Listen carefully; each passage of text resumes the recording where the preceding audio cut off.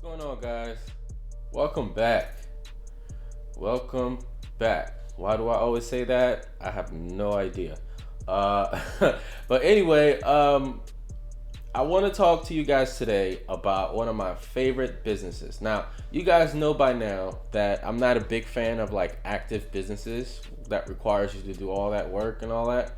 But if I had to pick my favorite active business, not heist, just business, it would be this one. Between this and crates and then the run missions and all that, I'd rather do this. All right, it makes the most money and also is very solo friendly. Okay, especially like when it's like, it's not double money, it's 1.5. But anyway, either way, normal week, 1.5, bonus week, doesn't matter. I like vehicle cargo. Okay, now before we actually get into the video, I'm gonna give you guys a few tips, by the way. But before we get into that, real quick, you guys are going to notice that I have 22 vehicles, right? And I'm going to explain why to the noobs in a second. Now, even if you're a veteran, stick around to the end of the video. You actually might like the last tip, the last thing I'm going to actually bring out. Maybe you like it, maybe you won't, but stick around and you'll find out. Now, like I said, the reason why I like this is it makes a lot of money. Okay, in my Donald Trump voice, right? You can make millions and millions and millions and millions. All right, let me stop playing. All right, so first thing first, the first, I don't want to say necessarily tip, but if you have Pegasus vehicles like Swift or Buzzard, and especially a Cargobob, okay? It's gonna come very useful. So yes, this is your first tip. Pegasus vehicles are gonna come in clutch for you when it comes to this, okay? Especially if you're gonna be going into your office a lot. It's a lot easier to just come out with your Pegasus vehicle and you can just fly to the location that you're sourcing the vehicle from or stealing it. So Pegasus vehicles is definitely a must, especially a cargo. Let me not say a must. I'm taking it too far. I'm exaggerating. You don't actually have to have it. I just think it's a lot faster. It's a lot quicker. You shave off a lot of time by having a Pegasus vehicle. So, like I said, especially a Cargobob. Now, the Cargobob isn't just about shaving time off. In fact, I don't even think it does. The Cargobob is really, really slow if you're going to use it to source vehicles. But what it does is actually saves you money, because if you know GTA Online, you know cars are just gonna jump in front of you and hit you on purpose and all that stuff.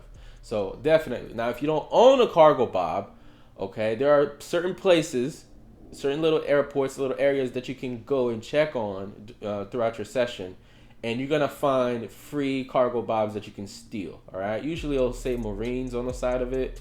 So you get like a Marine Cargobob, like this little airport right here. It's not an airport actually. It's like a it's an emergency. It's like a hospital of some sort. Anyway, I don't know what to call it, but and then you can always check the Blaine County airport. There's usually one there, and if it's not there, you can find it in the other one up top. But the point is, you can check random airports and you'll find like a Cargobob just chilling, right, just sitting there. So you can actually use it if you need one, and you can just use it to deliver vehicles like this. Like I said, you will avoid a lot of damage by using Cargobobs. All right, so that was your first tip.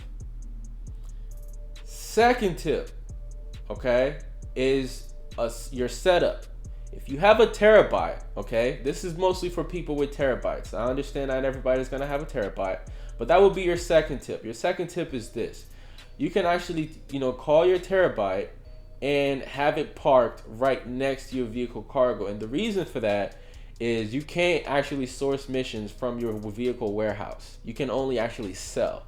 So because of that, you might actually have to keep running back to your office or to your arcade. So instead of doing that, you can call your Terabyte, park it right next to your vehicle cargo warehouse, and you can actually just walk out and then just go source a vehicle from your Terabyte. All right, it saves you a lot of time, and it's like I said, it comes in clutch. And again, you don't want to actually have to be traveling back and forth too much. So you want to do things like, and it's not just for vehicle cargo. You can do this if you're doing crates as well. Call your Terabyte and put it right next to one of your warehouses. It'll save you some time. So now, if you have a Terabyte right next to the warehouse, you have an arcade with the master control terminal plus the office, you can actually source from 3 different places. Your business is running like a well-oiled machine, right? Whether you're playing solo or you actually have some help. It's always better to actually have some help, but like I said, this is a really like friendly solo business. Now another thing I really like quickly want to mention is the fact that you don't actually get a bonus for selling vehicles in a full lobby.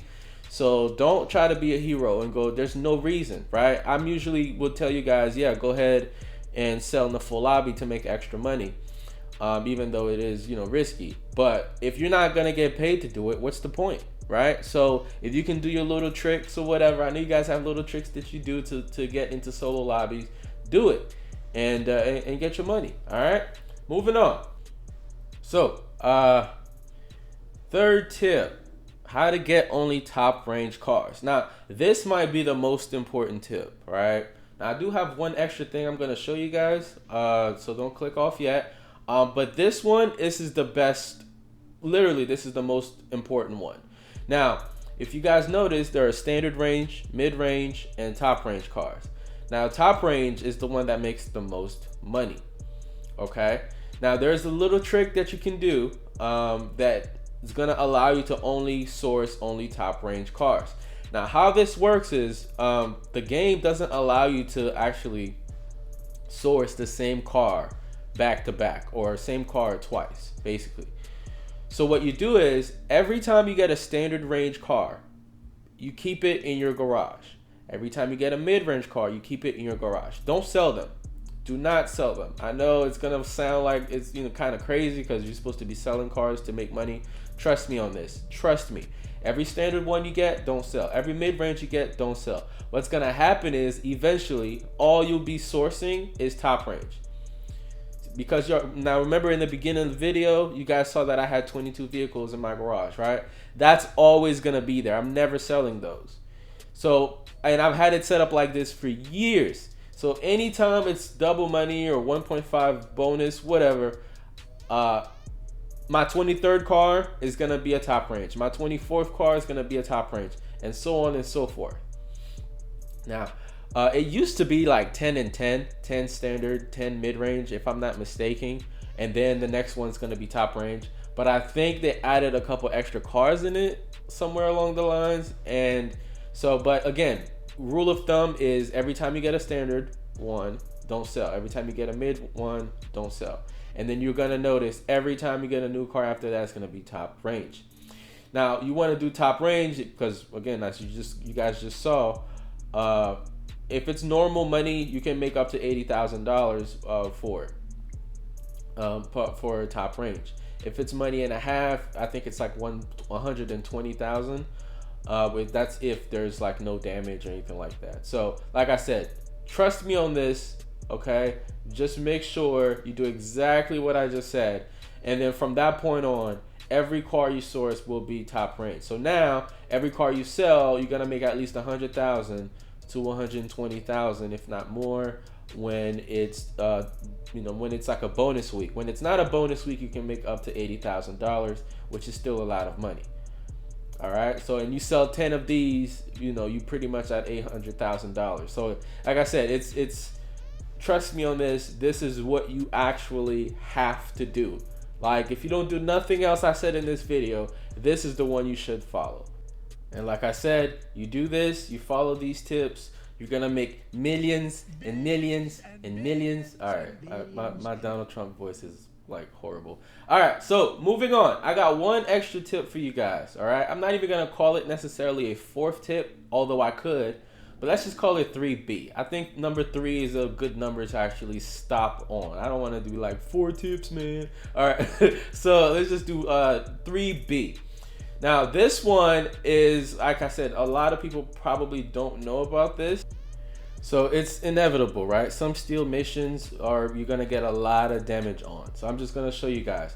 What you do is you stop, right? After you're out of danger, of course, you stop and you put some rounds in the car, right? You shoot it up all the way up to 34,000. That's the max damage you can actually do to a car. The game won't let you actually pay more than 34,000 for repairs.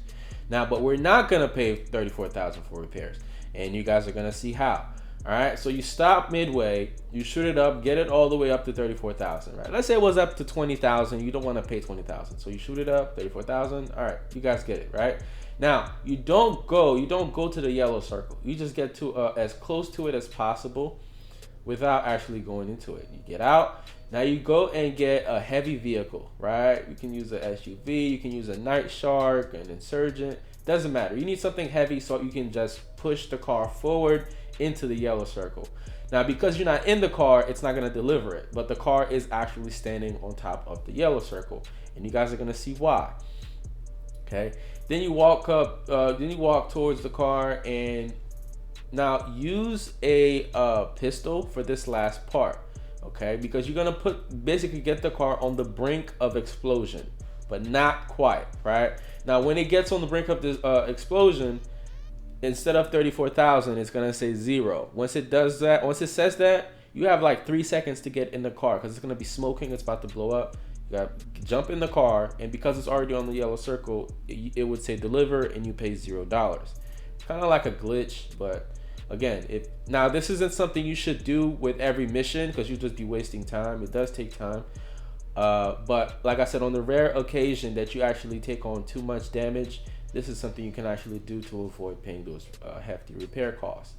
Now, if you're using La Mesa, I suggest you use a pistol and have a suppressor on it, so that way it doesn't actually, the gang nearby doesn't hear the gunshots going on, so they don't come and kill you. All right. So anyway, it's kind of like Denzel said, right? You have to be, surgical with this. All right. I'm surgical with this, Jake. Yeah. So just keep shooting it, and then once it hits 0, hop in the car, deliver it. You pay $0. Okay. That's the bonus tip. Honestly, I didn't think it deserved, a whole nother section or whatever. But anyway, that's pretty much it. Once you do that, 0, and you move on. You go on about your day. You go on about your life. All right. Okay, that's it, guys. If you guys like this video, you like the tips, don't forget to like and subscribe, and because I will have more money guides and that sort of thing to help you guys along the way. Any little tips and tricks I learned along the way, I will share along with other things. All right, have a good one and take care.